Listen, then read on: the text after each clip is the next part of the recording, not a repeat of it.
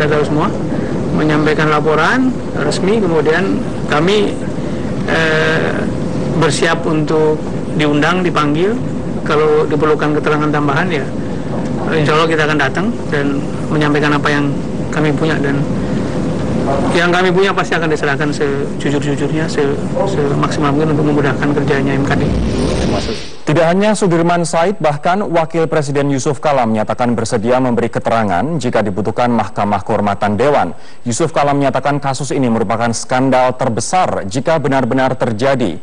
Maka pemerintah dan semua pihak tidak boleh tinggal diam karena sudah mencatut nama Presiden dan Wakil Presiden. Tentu kita siap untuk memberikan keterangan apa yang kita ketahui. Kalau kita tidak ketahui, kita tidak tahu apa yang terjadi. Berarti fitnah. Untuk proses di MKD sendiri Bapak inginnya seperti apa? Terbuka untuk umum atau seperti apa? Ya ini kan masalah besar. Jangan lupa kalau ini terjadi, upaya mereka ini terjadi, inilah skandal terbesar dalam sejarah Indonesia. Kalau ini terjadi, melibatkan Presiden Wapres untuk minta saham anti korupsi kan, Presiden Wapres bersamaan dilaksanakan, diatur oleh Ketua DPR kepada perusahaan yang investasinya terbesar di Indonesia. Skandal terbesar Republik ini. Kalau ini terjadi, sekiranya terjadi, niatnya ada, karena itu kita harus buktikan. Dugaan pelanggaran etik Ketua DPR Setia Novanto akan memasuki tahap persidangan. Publik berharap Mahkamah Kehormatan Dewan dapat menggelar sidang secara terbuka dan transparan.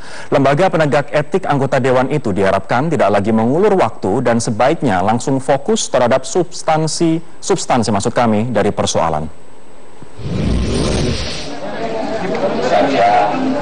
Mahkamah Kehormatan Dewan hari ini kembali menggelar rapat internal setelah Selasa lalu memutuskan Menteri ESDM Sudirman Said memenuhi syarat legal standing sebagai pelapor pelanggar etik anggota Dewan Perwakilan Rakyat. Selama sepekan ini, dinamika di internal Mahkamah Kehormatan Dewan kian memanas, mulai dari pergantian anggota mahkamah oleh sebagian fraksi hingga perdebatan mengenai durasi rekaman percakapan yang diduga mencatut nama Presiden Joko Widodo dan Wakil Presiden Yusuf Kala. Bagi Sudirman Said, menyajikan rekaman utuh bukanlah persoalan. Bahkan, melalui staf khususnya di Kementerian SDM, rekaman yang akan dibuka di hadapan Mahkamah Kehormatan Dewan itu akan mengejutkan banyak pihak. Di tengah desakan publik yang makin masif agar Mahkamah Kehormatan Dewan tidak terus mengulur waktu untuk menggelar sidang, lembaga penegak etik anggota Dewan itu hari ini baru menentukan mekanisme dan nama-nama yang kelak dimintai keterangan untuk memperjelas perkara. Padahal, laporan ini sudah masuk sejak 2 pekan lalu. Saya pribadi khawatir sebetulnya ini yang lagi dicari-cari gitu. Bagaimana caranya supaya pokok soalnya, yaitu soal dugaan adanya pencatutan nama presiden untuk kepentingan pribadi itu tidak dipersoalkan, tapi diturunkan menjadi semata hanya karena yang bersangkutan diduga melakukan pertemuan yang tidak etik ya dengan salah satu perusahaan besar di Indonesia gitu. Sejumlah pihak yang kelak akan dimintai keterangan juga sudah bersedia membeberkan dengan jelas duduk perkara yang populer disebut Papa Minta Saham ini. Salah satunya ialah Menko Polhukam Luhut Binsar Panjaitan. Nama mantan politikus Golkar itu juga sempat disebut-sebut dalam isi rekaman. Sejak awal beliau mengatakan kalau MKD mengundangnya untuk berbicara, beliau siap 1000% untuk datang.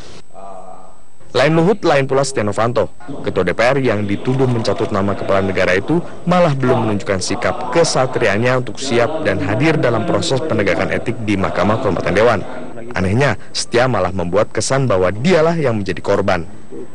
Pak Sudirman ini tentu kita lihat perkembangannya yang jelas. Saya apapun untuk Pak Sudirman itu mungkin dia ada hal-hal yang hilang untuk apapun. Setelah ini selesai, itu saya akan melakukan kalau memang hal ini, karena mungkin Sudirman juga lalai atau hal ini tentu hal yang saya tidak tahu tujuannya, tetapi saya sebagai manusia tentu apapun masalahnya tentu saya persilahkan. Berkali-kali publik mengingatkan bahwa Mahkamah Kehormatan Dewan harus terbuka dan transparan dalam menyidang Setia. Jangan sampai kejadian dalam sidang pelanggaran etik pertemuan dengan bakal calon presiden Amerika Serikat berulang. Entah kapan Setia diperiksa, ujungnya MKD hanya menjatuhkan teguran kepadanya. Tim Liputan, Metro